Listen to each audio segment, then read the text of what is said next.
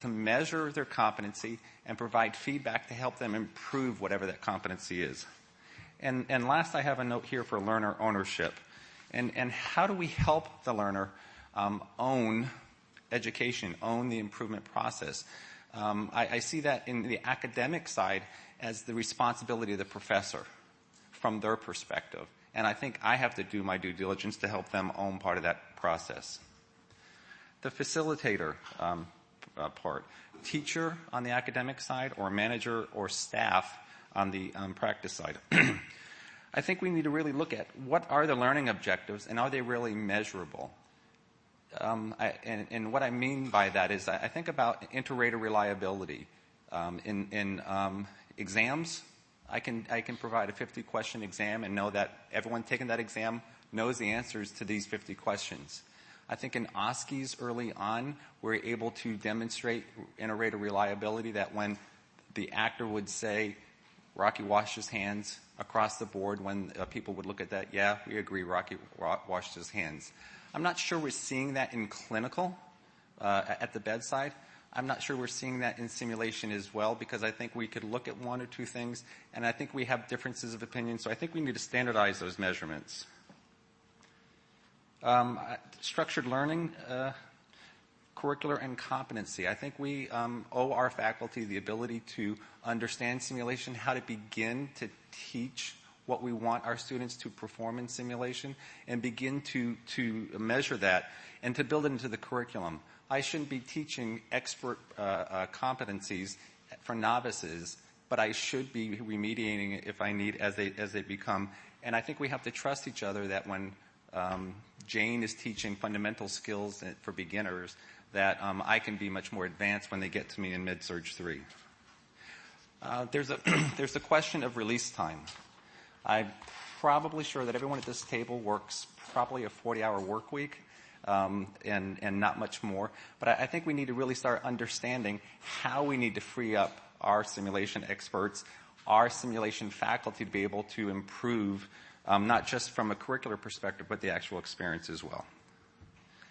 How far am I over? 1 minute? The administrator experience, again, academic as well as direct patient care institutions. And I put survey. I think survey is important to understand not only what we're doing well, but what we can do to improve. And I'd be curious to how many of us actually survey 100% of our population. How many of us actually review and try to integrate those results of those surveys? It's been a struggle to do that from my perspective. I think we need employee satisfaction and in education. I've been pretty lucky to be at Drexel for 18 years. We're doing some things well. I enjoy that process. I enjoy what I do in teaching and what have you. But what about those people that just can't wait to find another job or just can't wait to get out of undergraduate nursing and teach in graduate nursing? And I think it's important from an administrator to be able to recognize that. But I think as administrators, we need to make sure that they're satisfied in their job, because we've worked for people, we've worked with people that are satisfied. We've worked for people that are not so satisfied. And I think that's important as well. The last two items I have here, I'm looking up for my notes and it doesn't work, so I'll talk to my husband about that. Cost containment, I don't know how to do that, but I think we need to look at that and see how we can best do cost containment. But I think we also need to look at the facilitator experience. How can we assist the facilitators, the educators and the staff development to do their job, do it well, and to focus on the simulation and not necessarily the things behind the scenes, from purchasing, from repair, from other items as well. So I'm not saying that there's not so much more that we need to be doing, but from my perspective, I think part of the future of simulation is, as we're trying to perfect the experience of education, I think we should look at it and improve the experience on simulation, both at the education side and at the practice side. So thank you very much.